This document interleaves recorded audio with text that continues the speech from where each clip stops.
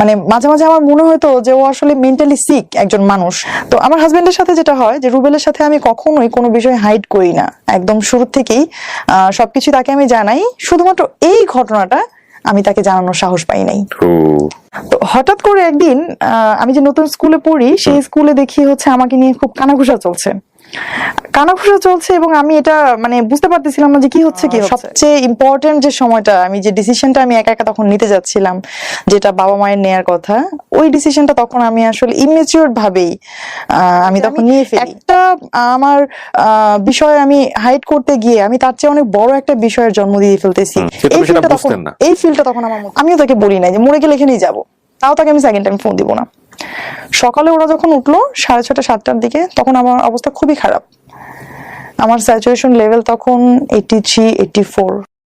আসসালামু আলাইকুম, আমি কানিজ সুপ্তা। আমি বর্তমানে পূবালী ব্যাংকে সাউথ ব্রাঞ্চে কর্মরত আছি। আমি তাকে আগে থেকেই চিনতাম, আমরা একই স্কুলেরই ছিলাম। এবং সে ছিল একটু কি বলবো যে মানে তাকে দেখে সবাই ভয় পেত। সে স্কুলেই খুব মারামারি করতো, এলাকাতেও খুব মারামারি করতো এবং তাকে দেখে ভয় পেত সবাই। আমি নিজেও তাকে দেখে ভয় পেতাম। তবে আমার একটা ব্যাপার ছিল ছোটবেলা থেকেই যে যেমন জেমস বন্ড ক্যারেক্টার যখন পড়তাম কিংবা দস্যু বন্ধুর যখন পড়তাম রোমেনা আফাজের, আমি আসলে ওর মধ্যে তখন ওই চরিত্রটা দেখতে পেতাম। কোন ক্লাসে আপনি তখন? তখন আমি হচ্ছে ক্লাস 10-এ পড়ি। খুবই ছোট বয়স, ক্লাস 10-এ পড়ি। তো ও আসলে তখন যে ওরও খুব বেশি বয়স তা না, আমার চেয়ে 4 বছরের সিনিয়র হবে। আচ্ছা। প্রেম বলতে অনেস্টলি যেটা ওর রিলেশন ছিল হচ্ছে আমার বান্ধবীর সাথে ওই সময়। হ্যাঁ, ওই সময়। বাট তারপরে হচ্ছে তাকে আমার খুব ভালো লাগতো, ওই মানে দস্যু বন্ধুর পড়ার জন্য।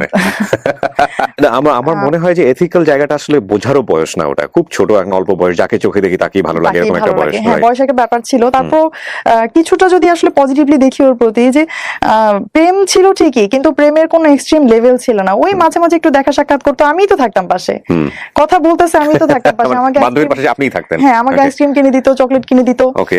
তো মানে আমার মাঝে মাঝে মনে হতো যে এই চকলেটটা তো আমি বায়াসড হয়ে পাচ্ছি বান্ধবীর মাধ্যমে, এটা তো কেন আমার ডিরেক্টলি আসছে না আমার কাছে? ডিরেক্টলি আসবে, এটা তো যখন আমি ভাবলাম বা শুনলাম ভালোই লাগতেছিল। তো তখন একটা ভালো লাগা আসলে তৈরি হয়ে যায়। আর ঠিক সেই সময়ই আমি যখন ক্লাস 10-এ পড়ি, তখন আমার বাবা যখন বুঝতে পারে যে আসলে না, এটা মানা করার পরেও আবার একটা পজিটিভ একটা সম্পর্কে তাদের চলে যাচ্ছে, আমার মেয়েকে তাহলে আর এখানে রাখা যাবে না।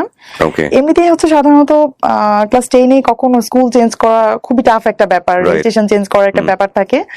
তো তারপরেও আমার বাবা কি করলেন, আমার বাবা ওই স্কুল থেকে আমাকে নিয়ে গেলেন হচ্ছে অন্য একটা স্কুলে। মানে সেম স্কুলে ও পড়তো? হ্যাঁ, সেম স্কুলে ও ছিল। স্কুলে থাকে কিভাবে? স্কুলে না, সেম স্কুলে বলতে হচ্ছে ও আমার সিনিয়র, বাট আমার মাত্র 1 ক্লাস উপরে পড়তো। ওরা তখন এসএসসি এক্সাম দিবে এরকম। ও আচ্ছা আচ্ছা, ঠিক আছে। বয়সের গ্যাপ আছে, ক্লাস উপরে পড়তো। কিন্তু আপনার হচ্ছে যেটা বান্ধবী সরে গেল, এটা জানার পরে নাকি? না, আসলে ওর সাথে শুধু বান্ধবী না, ওর সাথে স্কুলে অনেক মেয়েরই সম্পর্ক ছিল, সবই আস্তে আস্তে শেষ হয়ে গেছে। এটা কি আপনি কাট আপ করে দিয়েছেন নাকি? না, আমি কোনো কিছুই কাট আপ করি নাই। সম্পর্কগুলো এরকম যে 1 মাস 2 মাস থাকতো, তারপর হচ্ছে আবার শেষ হয়ে যেত, এরকম। এটাও আপনার ভালো লাগতো? এটাও আমার ভালো লাগতো, আমি এগুলো সবই জানতাম।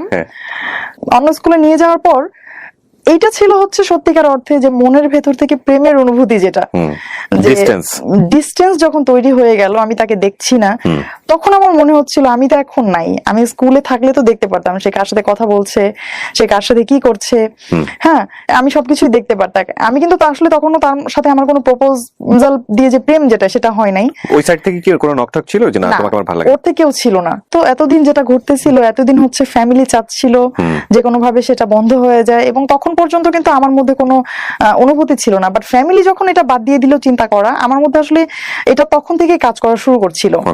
একটু খোঁজ খবর নিতাম, আমার বিভিন্ন ছেলে ফ্রেন্ড ক্লাসমেট যারা আছে, যারা ওইদিকে যেত, আগের স্কুলের স্টুডেন্টদের সাথে যাদের কম বেশি কথাবার্তা হয়, তাদের কাছ থেকে আমি খোঁজ নেওয়ার চেষ্টা করতাম। আমি শুনতাম যে সে নতুন হচ্ছে আমার বান্ধবীর পরেও হচ্ছে তার আরেকটা প্রেম হয়েছে, এবং সে হচ্ছে ওই সম্পর্কের মধ্যে দিয়েই যাচ্ছে।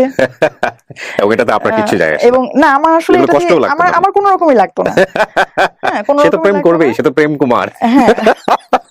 তখন বাই দ্য ওয়ে আমি একদিন একটা সুযোগ পাই যে আমার মামার মোটরসাইকেলটা নষ্ট হয়ে যায়। আমি যেদিন শুনি যে আমার মামার মোটরসাইকেলটা নষ্ট এবং আমাকে হচ্ছে হেঁটে যেতে হবে স্কুলে, এবং আমি আমার নানু বাসায় থাকতাম পরের স্কুলে পড়াকালীন সময়ে। তো আমি তখন কি করলাম, সকালবেলা আমি খুব দ্রুত একটা চিঠি লিখলাম খুবই ছোট একটা আচ্ছা। চিঠি লিখলাম। কার কাছে? চিঠি লিখলাম হচ্ছে ওর উদ্দেশ্যে, ওকে। একটা চিঠি লিখলাম। চিঠি তখন পর্যন্ত ও জানে না যে আপনি ওকে পছন্দ করেন? না, তখন It's very পর্যন্ত ও interesting. জানতো না। তারপর? এটাই হচ্ছে সত্যিকার অর্থে প্রথম আমার দিক থেকে তার দিকে যাওয়া কোনো ভাইবস। ওকে ফাইন, তারপর চিঠি লিখলেন? তো আমি তখন চিঠি লিখলাম। কি লিখেছিলেন মনে আছে? চিঠিটা আসলে হ্যাঁ মনে অবশ্যই আছে, কারণ জীবনে প্রথম আসলে এত আবেগ নিয়ে চিঠি। Okay. আমি পুরো চিঠিটা বর্ণনা করব না, চিঠিটা পুরোটা বর্ণনা করলে হয়তো 5-6 লাইন, বেশি না, বাট হ্যাঁ। আমি জাস্ট থিমটা এরকম ছিল যে আমি তোমাকে অনেক ভালোবাসি। ওকে। আমি এটা কখনো বুঝতে পারি নাই, তুমি হয়তো প্রশ্ন করবা যে আমি না, আমি শুধু তুমি না, আপনি করে লিখছিলাম যে আপনি হয়তো প্রশ্ন করবেন যে আমি আপনাকে কেন স্কুলে থাকাকালীন সময় কেন কখনো বলি নাই। আসলে তখন আমার মধ্যে এই অনুভূতিটা তৈরি হয় নাই। ওকে। আর আমি জানি আপনি এখন ওই যে মেয়েটার কথা আমি শুনেছি, ওইটার নাম পছন্দ মেনশন করেন, করলাম, হ্যাঁ। ওই মেয়েটার ওনার নাম মেনশন করে বললাম যে আমি এখন জানি আপনি ওই আপুর সাথে আপনার একটা অ্যাফেয়ার আছে। আপনি কোনো সমস্যা নাই, আমি জাস্ট আপনাকে জানাইলাম যে আমি আপনাকে ভালোবাসি। It's very interesting. আপনার পরিচয় বললেন? হ্যাঁ, আমি শুধু নিচে নামটা, আমি আসলে আমাকে তো স্কুলে সবাই চিনতো, ও আচ্ছা, নামটা লিখলেন যাতে করে হ্যাঁ আমি দেখে শুধু আমার বুঝে। নামটাই লিখলাম নিচে, সুপ্তা। আচ্ছা। তো বাই দ্য ওয়ে কি হলো, আমি যখন ওই গেট দিয়ে বের হচ্ছিলাম তখনই চিঠিটা আমার ডায়েরি থেকে পায়ের কাছে পড়ে গেছে, এবং ওখানেই বসে আমার মামা মোটরসাইকেল ঠিক করছিল। তো আমি খুবই ভয় পেয়ে গেছিলাম, চিঠিটা আবার আমি উঠালাম, উঠিয়ে আবার মামা জিজ্ঞেস করতেছে কি এটা। তখন আমি হুট করে কি বলবো, মামাকে বলতেছে মামা বুক লিস্ট, নতুন বই কিনতে হবে, বুক লিস্ট। যাক, ব্রেন কাজ করেছে ওই সময়, হ্যাঁ। পরে মামা বললো ঠিক আছে, আমাকে এখন তো মোটরসাইকেল নষ্ট, আমাকে বিকেলে দিয়ে দিও, আমি বই নিয়ে আসবো, কি কি লাগবে। তো তারা আবার সবাই আমার পড়ার খুব যত্ন নিত। তো এই চিঠি দেওয়ার পরে আসলে আমি কেন যেন আমার খুব শান্তি লাগতেছিল। তো আমি এদিকে ব্যস্ত হয়ে গেলাম, এবং সেই চিঠিটার কোনো রিপ্লাই যে পাবো আদৌ এমন কোনো ভরসা আমার ছিল না। তো হঠাৎ করে একদিন আমি যে নতুন স্কুলে পড়ি, সেই স্কুলে দেখি হচ্ছে আমাকে নিয়ে খুব কানাঘুষা চলছে, এবং আমি এটা মানে বুঝতে পারতেছিলাম না যে কি হচ্ছে। তখন আমি শুনলাম যে জয়মন্টপ থেকে একটা ছেলে আসছে, গাড়িতে করে আসছে, সাথে তার বন্ধু বান্ধব ছিল, এবং মানে এই স্কুলের হচ্ছে একজন টিচার। সেই টিচারকে সে আমার কথা জিজ্ঞেস করার পর টিচার প্রথমে তথ্য দিতে চায়নি, এই জন্য সে টিচারকে খুব বকাবকি করছে এবং বাজে ভাষা ব্যবহার করছে। আমি যখন এটা শুনেছি, আমি তখন বুঝতে পারলাম যে এটা ও ছাড়া কেউ না, এবং তার এই কাণ্ড কারখানায় আমি মানে খুবই লজ্জিত ছিলাম। কারণ যে টিচারকে সে জিজ্ঞাসা করেছে, স্বাভাবিকভাবে একজন শিক্ষক কখনোই তার ক্লাস 10-এ পড়া একটা স্টুডেন্টের ব্যাপারে বাইরের কারো কাছে তথ্য দিবে না, সে যতই জিজ্ঞাসা করুক না কেন। তো আমি এই সময় হচ্ছে আমার ভালোবাসাটা একদম মানে ব্লার হয়ে গেল, কারণ যে মানুষটা এই ধরনের একটা কাজ করতে পারছে সে তো ভবিষ্যতে আরো খারাপ কিছু করতে পারে। ওর নামটা আমরা জানতে পারি? কোন সমস্যা, নাম ধরে বলেন। ওর নামটা কি? হচ্ছে রুবেল। রুবেল, জায়েদ মাহমুদ রুবেল। আচ্ছা। সেই পরীক্ষার মধ্যে হচ্ছে আমি খুব ভালো পড়াশোনা করছিলাম। তো মাঝখানে বাদ সাধলো হচ্ছে ওই যে যার কাছে আমি চিঠি পাঠাইলাম, উনি হচ্ছে আমার জন্য একটা উপহার নিয়ে আসলো।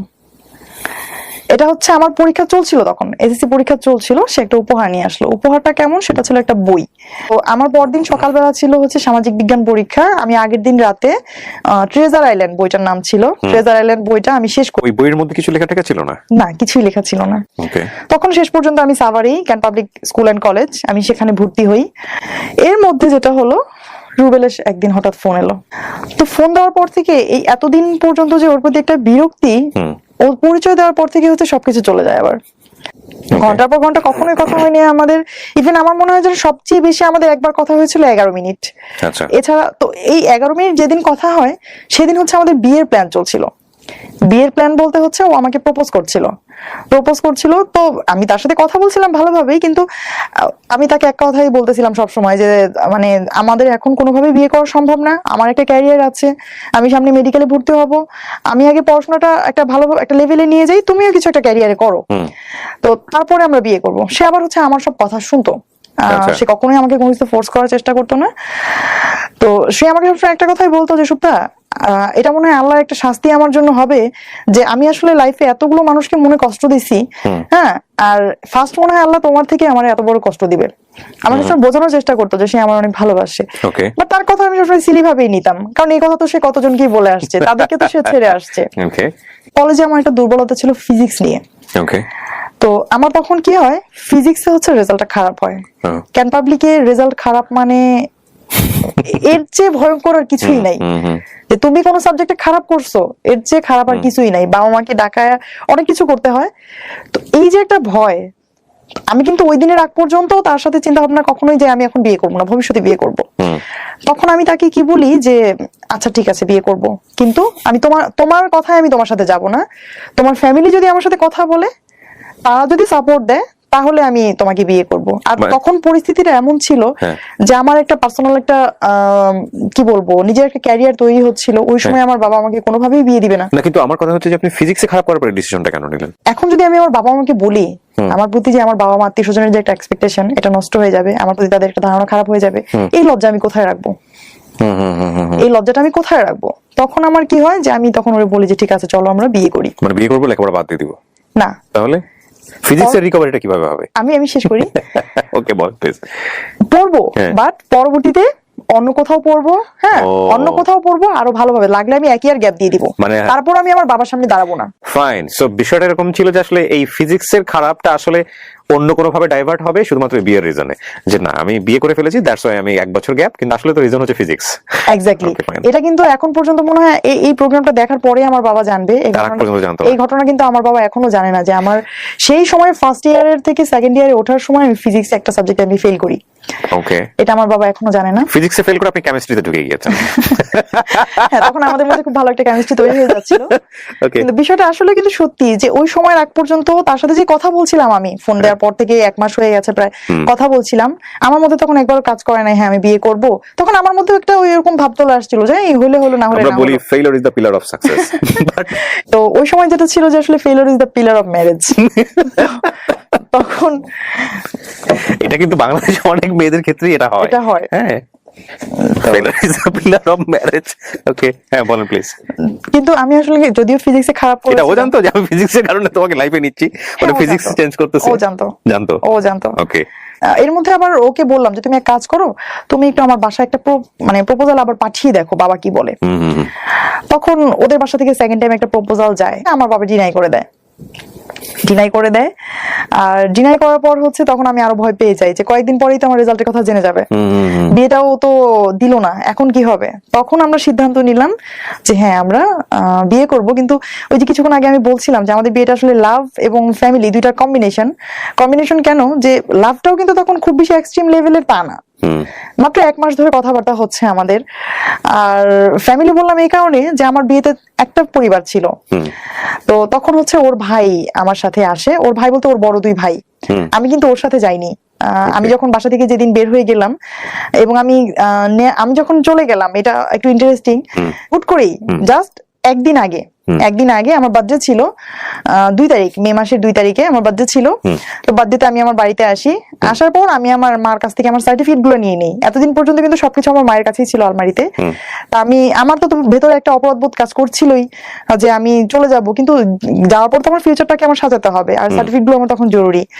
আর আমার তখন একটা এরকম ছিল ভেতরে যে আমার যদি এরকম আমি চলে যাই, সেক্ষেত্রে হচ্ছে যে আমার বাবা মা কখনোই আমাকে আর মেনে নিবে না। আর এদিক থেকে ও প্রস্তুতি রেখেছিল যে না ঠিক আছে, ও মেন্টালি প্রস্তুত ছিল এবং ও তার ফ্যামিলিকে জানাচ্ছিল এবং তার ফ্যামিলি সবাই খুব খুশি ছিল। তো যেটা হয়েছে যে আমি প্রথমে আমার মার কাছ থেকে এগুলো নিলাম, এবং সবসময় যে আমি বিদায় নেই, এবারে বিদায় নেওয়াটা ছিল একটু ভিন্ন রকম, কারণ ওরা জানতো না, আমি তো জানতাম যে আমি চলে যাচ্ছি। এটাই আমার বাসায় আমার শেষ দিন। তখন আমার ছোট ভাইটার জন্ম হয়েছে। ততদিনে আমার ছোট ভাইটা তখন ছোট, 4 বছর 4.5 বছর বয়স হবে ওর। তো আমি আমার ছোট ভাইকে খুব আদর করে ওকে হচ্ছে কিছু চকলেট কিনে দিয়ে আসি আসার সময়। ওকে অনেকক্ষণ ধরে আদর করি। তখন আমার আম্মু বলতেছে যে আবার না আসবা সামনের সপ্তাহে, এত দেরি করলে হবে, তাড়াতাড়ি যাও। আমাদের হচ্ছে সাভারে একটা জায়গায় আমার বাবা আমাকে থাকার অ্যারেঞ্জ করেছিল। ওখানে থেকে আপনি পড়তেন? আপনার ফ্যামিলি থাকতো মানিকগঞ্জে? আমার ফ্যামিলি মানিকগঞ্জে সিঙ্গারে থাকতো। তো আমি আবার প্রতি সপ্তাহে যেতাম সেখানে। ওই মাঝখানে 2-3 দিনে হচ্ছে এটা নিয়ে কথা হচ্ছিল যে কোথায় কি করব, এবং আমি সবসময় বলতেছিলাম যে দেখো আমি 1 কাপড়ে আসবো, হ্যাঁ তুমি কিছু করো না, আমি যদি কোনো কিছু এইভাবে নিয়ে আসি বাসা থেকে, তাহলে সবাই বলবে যে আমি আমার এই টাকা পয়সা দিয়ে বা আমার অর্নামেন্টস সেল করে তুমি হচ্ছে তোমার মতো করে চলতেছো। ও তখন বলছে হ্যাঁ ঠিক আছে, তোমার কিছু আনতে হবে না, শুধু তুমি আসো। তখন হচ্ছে যে সে আমাকে বলার পর এটা একটা মজার ব্যাপার যে আমি বড় একটা ব্যাগ গোছাই বড় কেমন, ব্যাগ ভর্তি হচ্ছে আমার যত গল্পের বই উপন্যাস যত কিছু আমার আছে, যাদেরকে আমি খুব ভালোবাসি পরিবারের মতোই। আমি সেই ব্যাগ ভর্তি করে আমার একাডেমিক বই, গল্পের বই, সবকিছু সার্টিফিকেট নিয়ে যাই।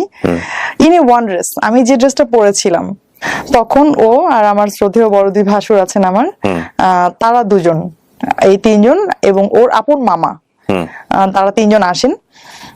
এসে হচ্ছে তখন আমার বাসার সামনে এসে গাড়ি রাখেন। আমি সাভারে যে বাসায় থাকতাম, আর ওই যে ফ্ল্যাটে যাদের সাথে আমি থাকতাম ওই ভাবি তখন বেডরুমে ঘুমাচ্ছিলেন, আর রুবেল তখন জাস্ট ফ্ল্যাটে ঢুকে আমার যে ব্যাগটা ছিল ওটা তো আমি ক্যারি করতে পারতাম না, অনেক ওয়েট ছিল, বড় ব্যাগ। তখন সে শুধু ওই ব্যাগটা নিয়ে ও নিচে চলে যায়, আর আমি আমার মতো অ্যাজ ইউজুয়াল যেভাবে বের হওয়ার কথা ওইভাবে আমি বের হয়ে চলে যাই, একদম সিম্পলি। হাতে শুধু ফোনটা ছিল। তখন হচ্ছে গাড়িতে ওঠার পর ফোনটা আমি সুইচ অফ করে দিই।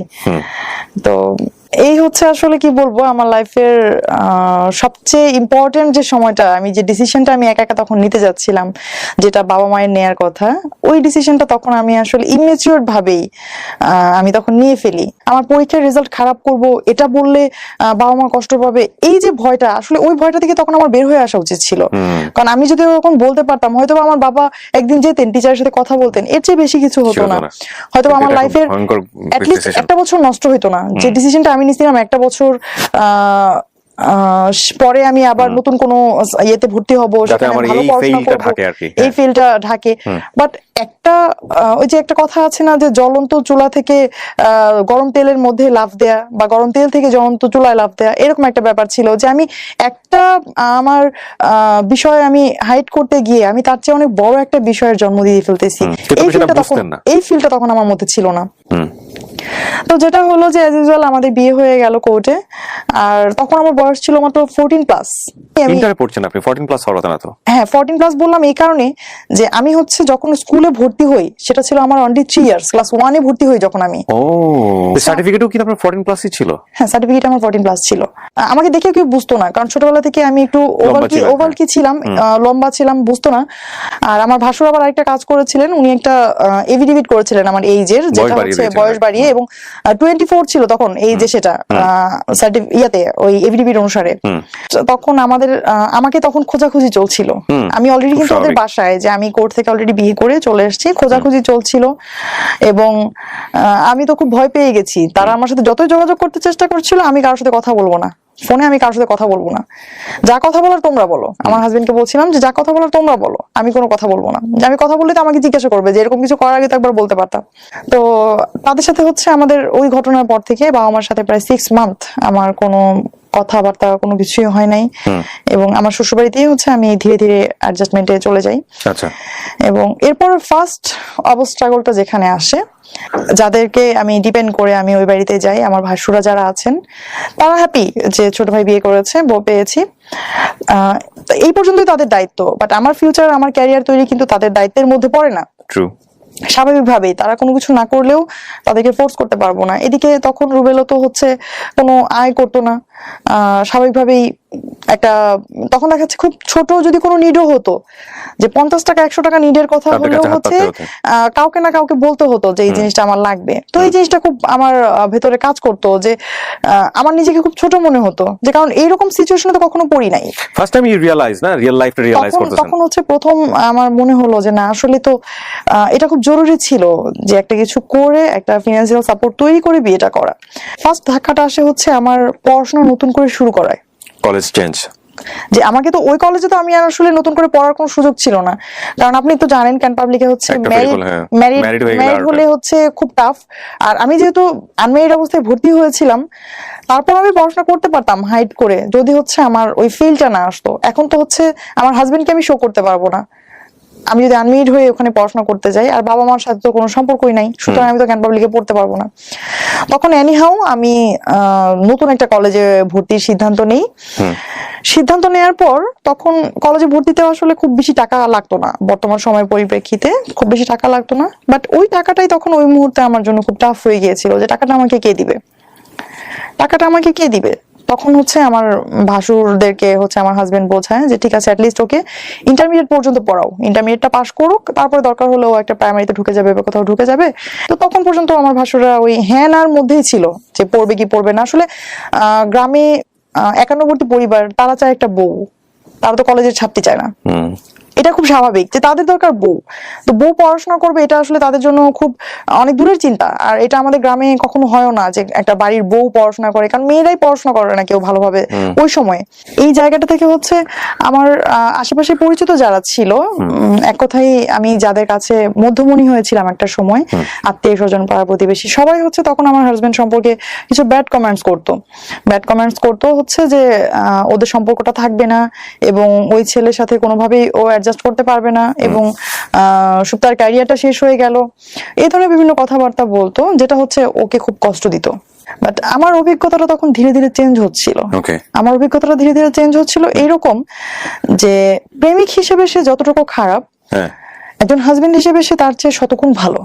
এটা আপনার মনে ফিলিং, এবং আমার আস্তে আস্তে তখন ফিলিংটা আমার এরকম হচ্ছিল, এটা সামহাউ এটা ও প্রুফ করার চেষ্টা করছিল। একদম ইনস্ট্যান্ট আমাদের বিয়ের দিন থেকে আমি যেটা দেখেছি, সে হচ্ছে টোটালি চেঞ্জ একজন মানুষ। আমি আগে যাকে চিনতাম এই রুবেল সেই রুবেল না। যে আমার শ্বশুরবাড়িতে হচ্ছে অনেক বড় উঠান ছিল এবং তখন পর্যন্ত কোনো কাজের লোক ছিল না, আর ওই কাজগুলো হচ্ছে বাড়িতেই যারা ফ্যামিলি মেম্বার তাদেরকেই করতে হতো।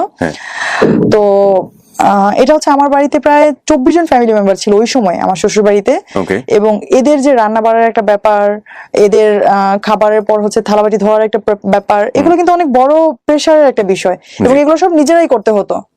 ওই সময় কিছুদিন কাজের লোক ছিল না।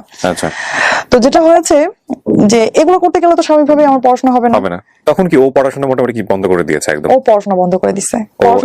ইন্টার থাকতেই মোটামুটি ড্রপ করে ফেললো নাকি? না, এসএসসি পরেই ও আর পড়াশোনা করতে পারেনি আমার জন্য।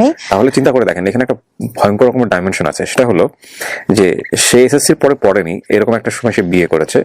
এই বাসাতে পড়াশোনার কালচারটা মেয়েদের ক্ষেত্রে সাধারণত বাংলাদেশের সামাজিকতা যেরকম হয় গ্রাম বাংলাতে ওরকমই, যে বাড়ির বউ এত পড়াশোনা করে কি করবে। আবার এখানে আরেকটা কমপ্লেক্সিটি গ্রো করার একটা ব্যাপার আছে, সেটা হচ্ছে হাজবেন্ড এসএসসি পড়ার পড়াশোনা করছে না, মেয়ে তখন ইন্টারমিডিয়েটে পড়ছে, এবং তাকে আবার ইকোনমিকের একটা ব্যাপার স্যাপার আছে যে সে যে সায়েন্সে পড়তো, সে সায়েন্সের সাবজেক্টগুলো প্রাইভেট পড়াতে পারবে না। সো পড়াশোনা বন্ধ হয়ে যাওয়ার জন্য যতগুলো রাস্তা ওপেন থাকার দরকার, এখানে সবকিছু ওপেন আছে। কিন্তু ঘটনা কি ঘটেছে সেটা খুব ইন্টারেস্টিং, এবং আপনারা কিছুটা বুঝতেই পারছেন, কারণ উনি এখন পূবালী ব্যাংকে আছে, তার মানে উনি নিশ্চয়ই পড়াশোনা করেছে। গল্প আমাদের শেখানো না, গল্প আরো অন্য জায়গাতে, একটু মনোযোগ দিয়ে শুনতে হবে। বলেন প্লিজ। এবং বিয়ের পরে যে ফিনান্সিয়ালি ক্রাইসিসটা চলে আসে, তখন এমন একটা পর্যায়ে চলে আসে যে হয় হচ্ছে ওর এসএসসি পরীক্ষার এক্সামগুলোতে অ্যাটেন্ড করার জন্য টাকা জমা দিতে হবে, অথবা আমার কলেজে ভর্তি হতে হবে।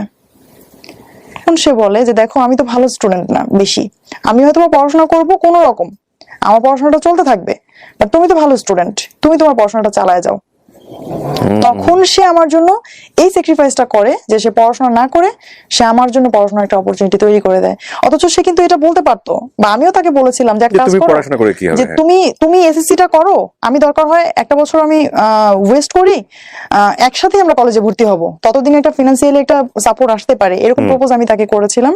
বাট সে আমাকে বলছে না, আমি চাই না তোমার লাইফের সময় নষ্ট হোক, সে আমাকে এরকম বলতো। তো আমার হাজবেন্ড যেটা করতো, আমার যাতে কোনো ঝামেলা না হয় এবং আমাকে যেন কেউ পড়াশোনার জন্য বলতে না পারে যে ও কলেজে গেছে, এজন্য হচ্ছে আমরা বাড়িতে এই কাজটা হয় নাই। ও কি করতো, অন্ধকার থাকতে ফজরের আজানের আগে যখন কেউ উঠতো না, তখন উঠে সে হচ্ছে ওই উঠানটা ঝাড়ু দিত, পুরো উঠানটা। আমার হাজবেন্ড যে হচ্ছে সারা জীবন স্কুলে মেয়েদের পিছনে ঘুরেছে, যে হচ্ছে স্টেজে গান গেয়েছে, হ্যাঁ মারামারি করেছে, মানুষ তাকে দেখে ভয় পেত, সে এইরকম কাজ করতো আমার জন্য, যে কেউ দেখার আগে, যখন কেউ না দেখতো তখন হচ্ছে সে পুরো উঠানটা ঝাড়ু দিত। এবং সেই উঠানটাও কিন্তু অনেক বড়, প্রায় 45% জায়গার উপর আমাদের বাড়ি, চতুর্দিকে দোতলা এবং মাঝখানে অনেক বড় উঠান, এবং সেই উঠানটা অনেক বড়। এক কথাই সেই উঠানটা অনেকে বুঝবে না, 1 বিঘার প্রায় 1.5 বিঘার কাছাকাছি। এই উঠানটা ঝাড়ু দিতেও প্রায় 25 থেকে 30 মিনিট লেগে যায় স্পিডে ঝাড়ু দিলেও। তো সেই কাজটা সে করতো, আসলে অনেকটা স্কুলের মতোই দেখতে, চতুর্দিক থেকে দোতলা, হ্যাঁ চতুর্দিকে দোতলা, এবং ডিজাইনটা অনেকটা স্কুলের মতোই, যে কোনো রুমের সাথে কোনো অ্যাটাচড বাথরুম নাই, একদম প্রত্যেকটা লাইনের শেষে হচ্ছে ওয়াশরুম, পুরোনো আমলে জমিদার বাড়ির মতো একদম। তো ওদের কিন্তু ফ্যামিলি ওয়েলদি ছিল, 1.5 বিঘা জমির উপর বাড়ি হলে ওয়েলদি হওয়ার কথা, এবং গ্রাম অঞ্চলে। কিন্তু ও হচ্ছে স্যাক্রিফাইস গুলো করতো, কারণ হচ্ছে ওর পার্সোনাল কোনো ইনকাম ছিল না, এটা ওর মধ্যে খুব কাজ করতো যে এটা নিয়ে যেন কেউ কিছু কখনো বলতে না পারে। তো সে যখন ওই উঠানটা ঝাড়ু দিত, এমনও হয়েছে কখনো যে আমি ঘুমিয়ে আছি, আমি জানি না সে যে উঠান ঝাড়ু দিচ্ছে, আমি জানি না। তো সে হচ্ছে এগুলো করতো, করে সকালে যদি কেউ জিজ্ঞেস করতো কে করছে, বলতো যে সুপ্তা কলেজে যাওয়ার আগে এগুলো সব শেষ করে গেছে। ওই যে বললাম যে আমি যখন স্কুলে ওকে চিনতাম যে সময়টাতে, সে সময়টাতে ছিল হিরোর মতো, কল্পনায় হিরোর মতো। তার স্টাইল ছিল অন্যরকম। হিরো এখন বাসন মাজছে, তার তার হিরো এখন উঠান ঝাড়ু দিচ্ছে। C this is the change. এবং এগুলো কিন্তু সংসার জীবনে খুবই গুরুত্বপূর্ণ। কেন বলছি, একটু সামনের দিকে যখন আমরা যাবো তখন বুঝবো আর কি। জি বল প্লিজ। কলেজে আসতে হচ্ছে মানিকগঞ্জ থেকে সাভারে জার্নি করে। আমি তখন কনসিভ করেছি। আর ওই সময়টাতেই হচ্ছে জার্নিতে একটা প্রবলেম ছিল। আমাদের সিঙ্গারি রোডে যারা মানিকগঞ্জবাসী যারা, তারা জানেন যে আমাদের সিঙ্গারের যে রোডটা, এটা কি পরিমাণ ভাঙা ছিল যে পুরো গাড়িটা একটা ভাইব্রেশন মুডে। আমি তখন হচ্ছে কলেজে আসতাম প্রতিদিন। তখন সে একটা সময় তার ব্যবসার পাশাপাশি সে কি করলো, সে একটা বাইক নিল। সে হচ্ছে আমাকে, এটা আমার জন্যই নেয়া, তার মানে ঠিকমতো পৌঁছে দেওয়ার জন্য। এবং সে বাইকটা নিয়ে শুধুমাত্র হচ্ছে আমাকে কলেজে পৌঁছে দিয়ে সে কলেজের বাইরেই দাঁড়িয়ে থাকতো। কেন, যে তাকে যদি আবার ফেরত যেতে হয় এই 15-20 মাইল জায়গা, সে যদি আবার যায়, তার বাইকে একটা তেল খরচ হবে অতিরিক্ত, আবার আমাকে আনতে হবে, আরেকবার তেলটা খরচ হবে। তখন সে কি করতো, ওইখানেই বসে থাকতো। Oh my God. তার কিন্তু নিজেরও তখন একটু ব্যবসা শুরু হয়েছে। সে ওইখানেও তার প্রচুর থাকা দরকার, তার কোনো কর্মচারী ছিল না, সবাই জানতো, কিন্তু ও হচ্ছে কখনো ফিজিক্যালি কারোর সাথে পরিচয় হতো না। আচ্ছা। এটা একদম মানে আমার আরো খারাপ লাগতো যে আমার কোনো বান্ধবী, বন্ধু, কোনো টিচার, কারোর সাথে তুমি কেন পরিচয় হও না। ওর একই কথা যে তুমি দয়া করে আমাকে কারোর সঙ্গে পরিচয় করাই দিবা না, পরিচয় করার যখন সময় হবে তখন আমিই বলবো হ্যাঁ আমাকে তুমি পরিচয় করায় দাও। তো সে তখনও যাইতো না। দেখা যাচ্ছে আমার টিচারও দাঁড়ায় আছে, সে দূরে দাঁড়ায় আছে, আমি তার সামনে কথা বলতাম না, কারণ হচ্ছে যে মানা করছিল যে তাকে যেন আমি কারোর সামনে প্রেজেন্ট না করি। টিচারটা চলে যাচ্ছে, তারপর আমি আবার তার বাইকে চলে যেতাম। মানে জাস্ট একটা গাছের তলায় মেইন রোডের পাড়ে সারাদিন গাড়ি যাচ্ছে, ধুলো যাচ্ছে, সে ওখানেই বসে আছে। আমি তাকে বলতাম মাঝে মাঝে যে পাশে নদী আছে, তুমি তো একটু ওদিকে ঘুরে আসলেও পারো। তো সে বলতো না, আমার ঘুরতে ভালো লাগে না, আমার বসে থাকতে ভালো লাগে। একটা মানুষ, আপনি চিন্তা করেন আপনি কতক্ষণ বসে থাকতে পারবেন, কয়দিন বসে থাকতে পারবেন। সে আমার প্রেগনেন্সির পুরো সময়টা সে হচ্ছে ওখানে বসে থাকতো। ইভেন বিলিভ করবেন না, একদম ছোট একটা বাচ্চাদের মতো, যে একটা মা যেমন তার সন্তানের পেন্সিল আছে কিনা, রাবার আছে কিনা, প্লে নার্সারিতে পড়ুয়া একটা বাচ্চার খেয়াল রাখে, ওই বাচ্চার কিন্তু কোনোদিন এটা ভাবতে হয় না আমার পেন্সিল নাই, আমার কলম নাই। ইভেন স্টিল আমি যখন সেই সময়টাতে পড়াশোনা করতাম, আমার কোনোদিন এটা মানে ওকে বলতে হয় নাই যে আমার একটা পেন্সিল লাগবে, একটা জ্যামিতি বক্স লাগবে, একটা খাতা লাগবে। Beautiful husband. সে সবকিছু চেক করে সময়ের আগে সে সবকিছু নিয়ে আসতো আমার জন্য। তো আমার হাজবেন্ড হচ্ছে আমাকে কখনো পরীক্ষার হল থেকে বের হয়ে কখনো জিজ্ঞেস করতো না আমাকে যে তোমার এক্সাম কেমন হয়েছে। আমি ওকে বলতাম যে আমি যে পরীক্ষা দিচ্ছি তোমার তো কোনো ফিল নাই। পরে বলতেছে কেন? আমি বলি আমি ফেল করলে তোমার কিছু আসা যায় না, পাস করলেও কিছু আসা যায় না। পরে বলি এরকম কেন বলতেছো? পরে আমি বলি যে এই যে আমি পরীক্ষা দিয়ে বের হই, তোমার কি কখনো মানে জানতে ইচ্ছা হয় না যে আমার পরীক্ষাটা কেমন হয়েছে? তখন সে আমার উত্তর দিল একদিন যে কষ্ট তো আমি করছি, এজন্য আমি জানি ফলাফল ভালো হবে। Very good. আমার ছেলেটার জন্য মা ছিলাম আমরা দুইজনই ধরতে গেলে। আমি হচ্ছে ওর বায়োলজিক্যাল মা, আর আমার হাজবেন্ড ছিল হচ্ছে ওর মেন্টালি বা ফিজিক্যালি বাবা। ও আসলে মায়ের দায়িত্বটাই পালন করতো, যে ওকে খাওয়ানো থেকে শুরু করে ওর যে ক্লিনিং এর একটা ব্যাপার থাকে, ওকে গোসল করানো থেকে শুরু করে। এখন হয়তো অডিয়েন্সরা অনেকেই ভাবতে পারে যে ও হয়তো কিছু করতো না এই জন্য এটা করছে, আসলে তখন কিন্তু ও কিছু করতো। ওর নিজের বিজনেস দাঁড়িয়ে গেছে এবং সেখানে ওকে, ওর বিজনেস বলতে হচ্ছে ওর একটা খামার ছিল, এবং সেই খামারেও কিন্তু ওকে অনেক পরিশ্রম করতে হতো। প্রচুর পরিশ্রম করতে হয় খামারে। প্রচুর পরিশ্রম ছিল। ওর একটা মুরগির খামার ছিল, প্রচুর পরিশ্রম করতে, প্রায় 2500 মুরগির একটা খামার ছিল, এবং 2500 মুরগির টেক কেয়ার ও একা করতো। ওর কোনো হেল্পিং হ্যান্ড ছিল না। মানে পুরাটাই প্যারাডাইম শিফট বলে যেটাকে, মানে ইউটার্ন নেয়া, যে এরকম মানে শিশতেয়া রোমিও যার অনেকগুলো ব্যাকগ্রাউন্ড, ওখান থেকে পুরাপুরি একদম মানে 100% টার্ন করে একেবারে ফ্যামিলি ম্যান মানে কি, মানে একদম এ ক্লাস পাওয়া ফ্যামিলি ম্যান, যদি ওনার কথা আমরা বিলিভ করি। ওকে বলেন তারপর।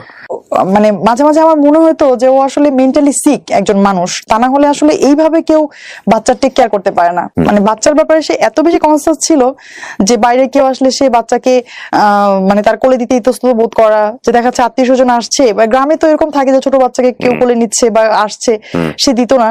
আবার সে আরেকটা কাজ করতো, যে আমি যখন হসপিটাল থেকে আমাকে বাসায় নেওয়া হয় বাচ্চার বার্থের পর, তো ওই অবস্থায় তো আসলে ছেলে মানুষ সাধারণত বাচ্চাদেরকে কোলেই নিতে একটু মানে হিমশিম খেয়ে যায়। তো আর এমনিতে তো ন্যাচারালি গ্রামে একটা বিলিফ থেকে যায় যে 40 দিন পর্যন্ত বাচ্চাকে কোথাও বের করা হয় না।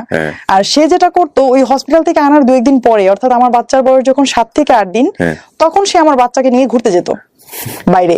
সে কোলে করে ড্রেস পরিয়ে সে ঘুরতে নিয়ে যেত বাইরে, এবং বাইরে সবাইকে নিয়ে দেখাতো যেটা আমার ছেলে। ডেকে ডেকে কিন্তু ওই দেখাতো। বয়সে একটা লজ্জা পাওয়ার ব্যাপার। এক্স্যাক্টলি, আমি এটাই বলতেছি যে সাধারণত এতটুকু মানুষ বাবা হয়েছে, এটা তো আসলে সে আরো একটু হাইড করে রাখে Shy feel করার স্বাভাবিকভাবে। তখন হচ্ছে আমি আইনে ভর্তি হই। Law-তে? হ্যাঁ, আমি লতে অনার্স করার জন্য ভর্তি হই হচ্ছে প্রাইম বিশ্ববিদ্যালয়ে। ওকে।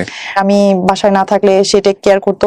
আবার বেশিরভাগ সময় হচ্ছে আমার বাচ্চাটাকে যেটা করতাম অনার্সে পড়াকালীন সময়ে, যে আমার বাবার বাড়িতে তখন একটু একটু সম্পর্ক ভালো হয়েছে তাদের সাথে, যে তাদের কাছে আমার বাচ্চাটাকে আমি দিয়ে আসতাম সকালবেলা আমার ইউনিভার্সিটিতে যাওয়ার পথেই।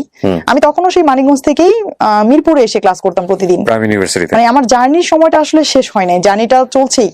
মাঝে মাঝে এমন হয়েছে যে বাসে আমি আসছি, আসার আগে আমি আমার বাবার বাড়িতে কাউকে ফোন করে বললাম যে আমি আসতেছি, তোমরা একটু স্ট্যান্ডে দাঁড়াও, আমার ক্লাসে লেট হয়ে যাবে। ওরা হচ্ছে আসতো স্ট্যান্ডে এবং ওই জানলা দিয়ে হচ্ছে আমি আমার বাচ্চাটাকে নামিয়ে দিতাম। এটা এই দৃশ্যের অনেকেই সাক্ষী, আমাদের এলাকায় যারা আছে তারা সবাই হচ্ছে আমার ছেলেটাকে নিয়ে হাসাহাসি করতো যে ও তো হচ্ছে জীবনে যতবার মানে ঘরে ঢুকেছে তার চেয়ে বেশিবারও হচ্ছে বাসের জানলা দিয়ে নামা ওঠা করছে। But you never give up. একটা মানে মজার বিষয় হচ্ছে যে এত স্ট্রাগলের মধ্য দিয়েও এই ভদ্র মহিলা কোনো গিভ আপ করেন নাই নিজেকে, যে না আমি ঠিক আছে বাচ্চা হয়েছে কিন্তু আমি লেখাপড়া থেকে সরে যাবো, বাট নট লাইক দিস, লেখাপড়া থেকে সরে নাই। এবং নিশ্চয়ই লাইফে একটা এম ছিল। লতে পড়ছিলেন কেন আপনি?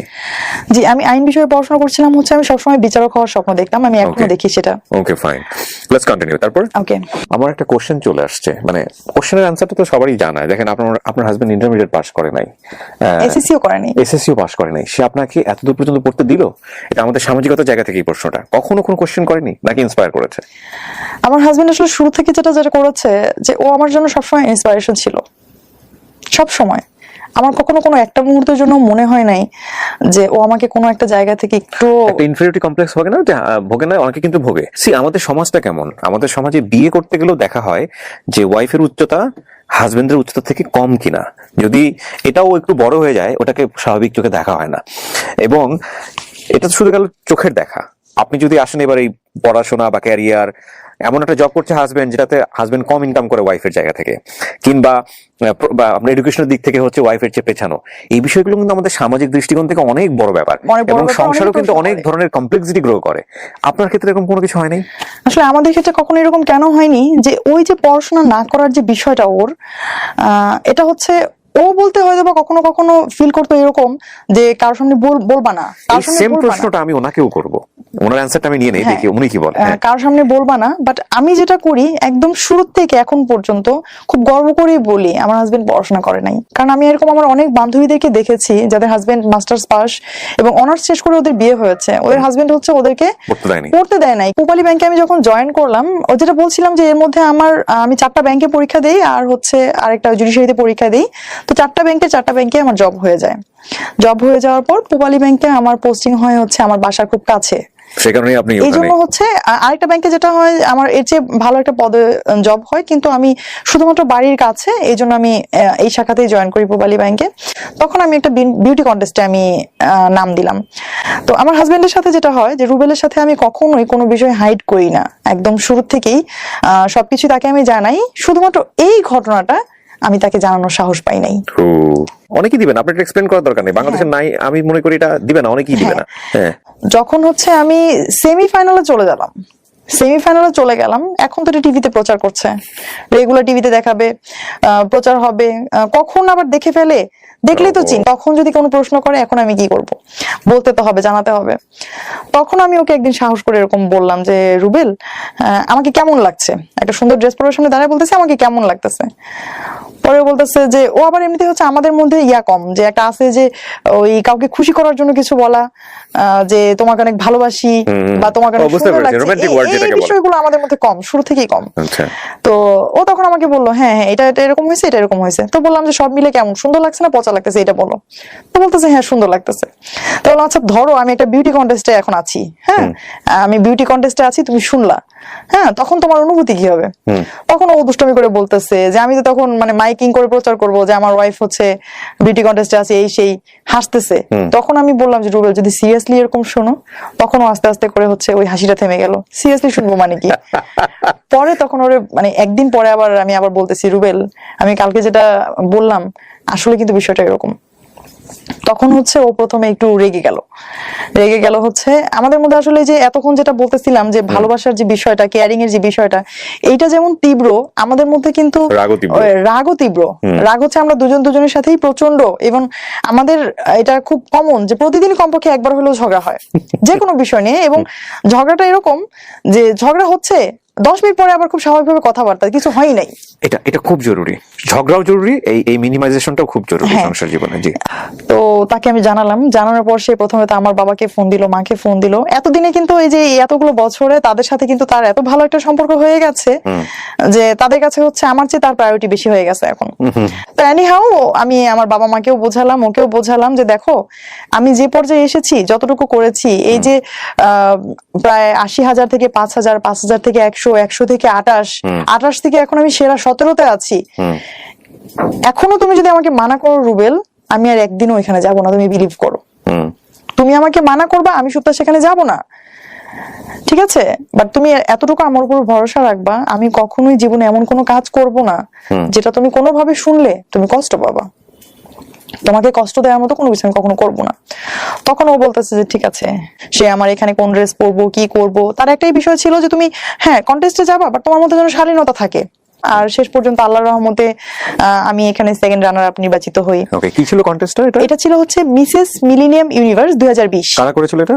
এটা করেছিল হচ্ছে মিডিয়া পার্টনার ছিল এটিএন বাংলা। আচ্ছা। আর এটিএন বাংলাতে দেখিয়েছে? হ্যাঁ, এটিএন বাংলাতে দেখিয়েছে। কত সালে এটা? এই যে রিসেন্টলি হলো না? রিসেন্টলি ফেব্রুয়ারিতে হয়েছে 2020 এ। ও, সো আপনাকে তো অনেকে চিনবে তাহলে। তো আমি এই ধরনের অনুষ্ঠান তেমন একটা দেখি না, যে কারণে আমি আসলে রিকগনাইজ করতে পারছি না। না, আমাদের আবার এখানে একটা ব্যাপার হয়েছে যে আমাদের প্রোগ্রামের পরে এটার প্রচারণা কম হয়েছে, কারণ করোনার কারণে সবকিছু ওই ফেব্রুয়ারির পর থেকেই তো সারা বিশ্বেই একটু ইয়া হয়ে গেছে। এই জন্য হচ্ছে আমাদের এই অনুষ্ঠানটা পরবর্তীতে আর মানুষের সামনে তেমন ভাবে প্রেজেন্ট করা হয়নি। আমি কিছু টিভি উপস্থাপনার সাথেও জড়িত। আমি কিছু আইন বিষয়ক প্রোগ্রাম আমি উপস্থাপনা করি, এটিএন বাংলাতেও আছি। তো দর্শকরা হয়তো অনেকে আমাকে দেখেছেন। তো আমি সবসময় একটা জিনিস খেয়াল রাখি যে আমার ক্যামেরার সামনে আমি বসে আছি, ক্যামেরার পেছন থেকে আমাকে যারা দেখছেন ওইখানে কিন্তু শুধুমাত্র আমার দর্শক নাই, ওইখানে আমার বাবা বসে আছে, আমার হাজবেন্ড বসে আছে। এই চিন্তাটা আমার মাথায় থাকে সবসময়। তো এই ছিল হচ্ছে আমাদের সত্যিকার অর্থে এতদিন পর্যন্ত It's a huge support, man.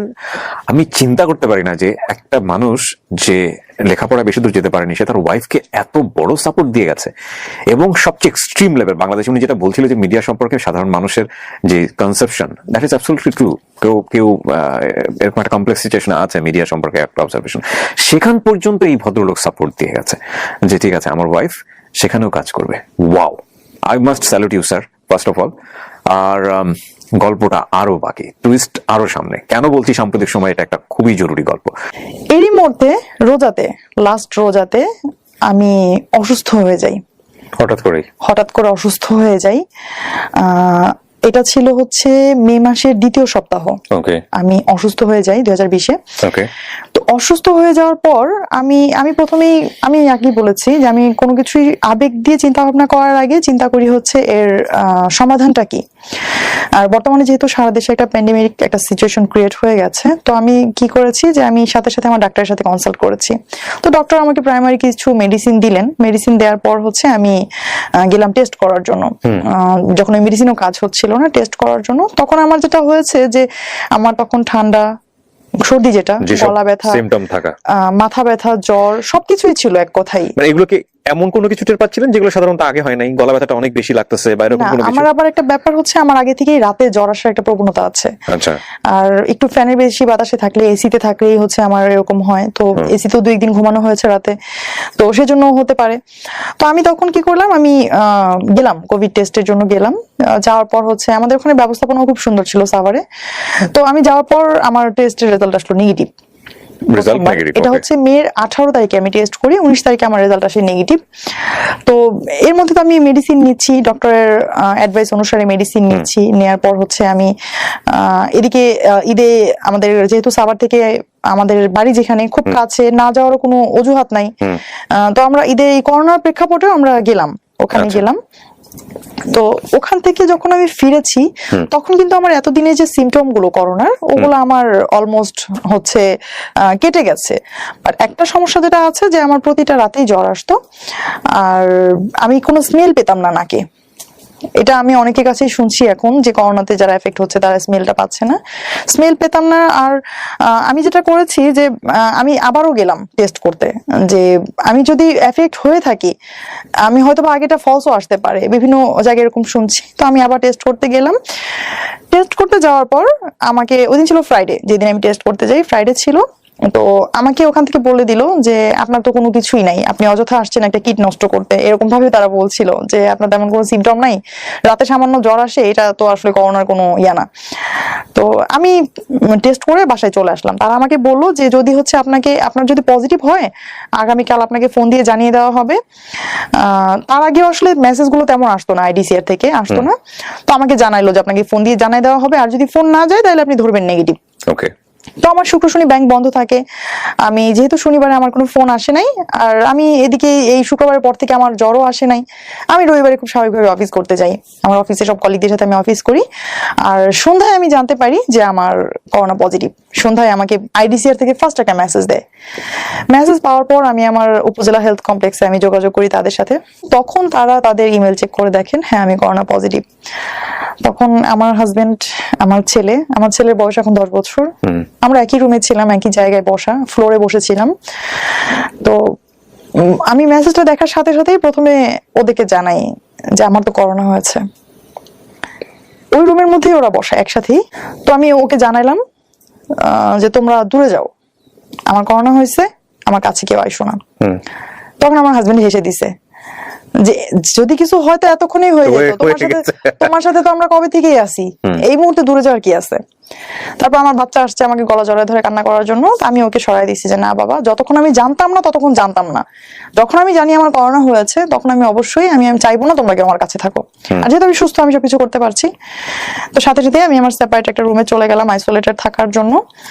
আর আমি আমার ব্রাঞ্চের যে আমাদের ব্রাঞ্চ ম্যানেজার স্যার, আমি তাকে ফোন দিয়ে জানালাম যে স্যার একটা মিস্টেক হয়ে গেছে, আমি তো জানতাম না আমার করোনা, আমি তো আজকে সারাদিন ব্যাংকে ছিলাম, আর আমি যে সেকশনে কাজ করি ব্যাংকে, আমি বিদ্যুৎ বিল সেকশনে কাজ করি, এখানে হচ্ছে প্রতিদিন আমাকে শত শত মানুষকে ডিল করতে হয়। তো উনি আমাকে সাথে সাথে যেটা করলেন যে আমার ভেতর থেকে যে একটা গিল্টি ফিল হচ্ছিল অফিসে আসার জন্য, উনি সাথে সাথে এটা ইয়া করে দিলেন যে আপনি তো জানতেন না, আপনি কেন মন খারাপ করছেন, আপনি শোনেন, আপনি আমাকে এভাবে বলছিল যে কারণ আপনি মনোবল হারাবেন না, আমরা জানি আপনি স্ট্রং একজন মানুষ, আপনি দ্রুত রিকভার করবেন। তো উনি হচ্ছে সাথে সাথে আমাদের হায়ার অথরিটিজে যারা আছেন তাদেরকেও জানালেন, এবং অফিস থেকেও আমাকে বেশ ভালো সাপোর্ট দিচ্ছিল মেন্টালি। আর বাসায় আমি যেটা করলাম, আমি সাথে সাথেই আলাদা রুমে চলে গেলাম। আমার বাইরে থেকে হচ্ছে আমার হাজবেন্ড, তারপর হচ্ছে আমার বাসায় একজন ভাতিজি আছে আমার, ওরা দুইজনই হচ্ছে আমাকে খুব সাপোর্ট দিত। আর আমার ছেলের সাথে হচ্ছে আমি ভিডিও কলে কথা বলতাম, ওকে আমার রুমের সামনে আমি আসতে অ্যালাউ করতাম না, অন্য রুমে থাকতো, সেখান থেকে ভিডিও কলে আমরা কথা বলতাম, এবং ওরা সবসময় সবাই চাইতো যে আমি যেন খুব হাসি খুশি থাকি। তো আমার হাজবেন্ড বলতো যে না কোনো কিছুই হবে না, তুমি দরজা লাগানোর প্রয়োজন নেই, তোমার ভেতরে একা খারাপ লাগবে। তো আমি রুমের ভেতরে থাকতাম, ওরা কি করতো জাস্ট রুমের সামনেই বসে থাকতো, আমি যতই মানা করতাম যে দূরে যাও ও ওখান থেকে যাইতো না। ওই দিন আবার কি হয়েছে, ওই যে আমি যেটা বলছিলাম যে আমাদের প্রায় ঝগড়া হয়, করোনার মধ্যেও সেটা থেমেছিল না, ওই দিন হচ্ছে তার সাথে আমার একটু ঝগড়া হয়েছে ঘুমানোর আগে, এবং তার সাথে জিদ করে আমি আমার রুমে সেদিন মশারি টশারি কিছু টানাই নাই, ওইভাবে ঘুমাইছি। এবং এটা সে খুব তার ইয়াতে লাগছে যে আমি কেন এইগুলো করলাম, আমি এমনিতে অসুস্থ, আমি কেন এই জিদটা দেখাইলাম। সে হচ্ছে ফোন দেওয়ার পরে, সে হচ্ছে 3-4 বার ফোন দেওয়ার পর সে একবার উঠে আসছে। উঠে আসার পর আমি তাকে বলছি আমার বুকে অনেক ব্যথা করতেছে রুবেল, আমি কি করব। আমি তখনও জানি না যে এটাই হচ্ছে শ্বাসকষ্টের ইয়া, বলতেছি যে আমার বুকে খুব ব্যথা করতেছে, আমার দম বন্ধ হয়ে আসতেছে, আমি শ্বাস নিতে পারতেছি না। এমন বলতেছে পানি খাও, পানি খেয়ে ঘুমাও, ঠিক হয়ে যাবে। এ কথা বলে ওর আগের সাথে চলে গেছে। ঠিক আছে, এটা একটা ইয়া যে সারা এই যে 4-5 দিন ধরে আমি বাসায় 31 তারিখ থেকে 5 তারিখ পর্যন্ত এই কয়েকদিন সে কিন্তু ওইখানেই আমার প্রত্যেকটা প্রয়োজন সে সেকেন্ডের আগে হাজির করতো। আমি তাকে বলার পরও হচ্ছে সে চলে গেল। আমি ওই অভিমান থেকে তাকে আর ডাকি নাই। আচ্ছা, আমি আর তাকে ডাকি নাই, আমার মধ্যে হচ্ছে আসলে ভালোবাসা পেতে পেতে এমন একটা অবস্থা তৈরি হয়ে গেছে যে সামান্য একটু এদিক হলেই না আমার সেটা সহ্য হয় না। আমিও তাকে বলি নাই যে মরে গেলে এখানেই যাবো, তাও তাকে আমি সেকেন্ড টাইম ফোন দিব না। সকালে ওরা যখন উঠলো 6:30-7টার দিকে, তখন আমার অবস্থা খুবই খারাপ, আমার স্যাচুরেশন লেভেল তখন 83-84 অক্সিজেন লেভেল। আমার বাসায় অক্সিমিটার ছিল, বারবার দেখছিলাম। তো সকালে যখন আমার যে ভাতিজি জিজ্ঞেস করলো যে মামুনি তুমি কিছু খাবা, আমি তখন কথা বলতে পারতেছি না, তখন হচ্ছে ওকে জাস্ট আমি ওই অক্সিমিটারটা চেক করে ছুড়ে দিলাম। তো ও তখন লেখাটা ছিল, ও বলতেছে মানে বুঝতে পারতেছে না। পরে আমি বললাম যে রুবেলকে দেখাও। পরে আসার পর তখন ও রুমের ভিতরে আসলো, এসে আমার সিচুয়েশনটা আবার মেপে দেখলো। মেপে দেখলো এই অবস্থা, সাথে সাথে তো হচ্ছে মানে ইয়ে হয়ে গেছে যে আল্লাহ আমি কি করলাম। তখন হচ্ছে দ্রুত ডক্টরের সাথে কনসাল্ট করলো, আমাদের যে উপজেলা হেলথ কমপ্লেক্সে যারা ছিলেন তাদের সাথে কথা বললো, অ্যাম্বুলেন্সের সাথে কথা বললো, সবার সাথে কথা বললে অলমোস্ট আমি তখন আমাকে নিয়ে গেল হাসপাতালে। তো তারা বারবারই ওকে বলতেছে যে আপনি যে মানে যাচ্ছেন বা আপনি যেতে চাইছেন, আপনি তো শতভাগ এফেক্ট হবেন। হ্যাঁ, তখন ও বলতেছে যে হ্যাঁ আমি এফেক্ট হবো, আমি এটা মেনে নিয়েই যাচ্ছি। তখন হচ্ছে সে আমার সাথে হসপিটালের উদ্দেশ্যে গেল এবং কুর্মিটোলা জেনারেল হসপিটালে আমি অ্যাডমিট হই। বাচ্চাটা তখন কোথায়? আমার ছেলেটা তখন আমার ওই ভাতিজির কাছে, ও তো অঝোর কান্না করছিল। তো শুরুতে এরকম সিচুয়েশন ছিল যে আমাকে হসপিটালে পৌঁছে দিয়ে আমার হাজবেন্ড বাসায় চলে যাবে। তো প্রথম দিন সে চলেও যায়, আমাকে পৌঁছে দিয়ে সবকিছু গুছিয়ে অক্সিজেন দিয়ে সে চলে যায়। বাট যেটা হয়েছে যে আমার সাথে যে পেশেন্টটা ভর্তি হইলো, আমি হচ্ছে এই তাড়াহুড়োতে, আর এখন তো করোনার সময় করোনা ডেডিকেটেড যে হসপিটাল গুলো আছে ওখানে হচ্ছে এখন কিন্তু বেড পাওয়া খুব টাফ, আর কেবিন পাওয়া তো আসলে আরো টাফ। তো খুব চেষ্টা করার পরেও কেবিন পাওয়া হয়নি, আমি ওয়ার্ডেই ছিলাম, ফিমেল ওয়ার্ডে। তো সেই ওয়ার্ডে আমার সাথে যে পেশেন্ট ভর্তি হইলো, আমরা একই সাথে লিফটে উঠছিলাম, একটা স্ট্রেচারে আমি আর একটা স্ট্রেচারে ওই মহিলা, এবং ওই পেশেন্টটা বেডে যাওয়ার পর উইদিন 5 মিনিটস সে মারা যায়। ও মাই গড, আপনি নিজের চোখে দেখেছেন? আমার সামনে মারা যায় সে। মানে এদিকে আমার শরীরের এই অবস্থা, আমাকে অক্সিজেন লাগায় রাখা, আমি দেখতেছি আমার পাশে একজন মানুষ মারা গেছে, আমার পাশে কেউ নাই, কারণ আমার হাজবেন্ড আমাকে ভর্তি করে দিয়ে সবকিছু দিয়ে চলে গেছে। সন্ধ্যার পর আরেকজন মারা গেল ওই ওয়ার্ডে। এটা হচ্ছে 5 তারিখ সন্ধ্যার কথা, 8টার দিকে।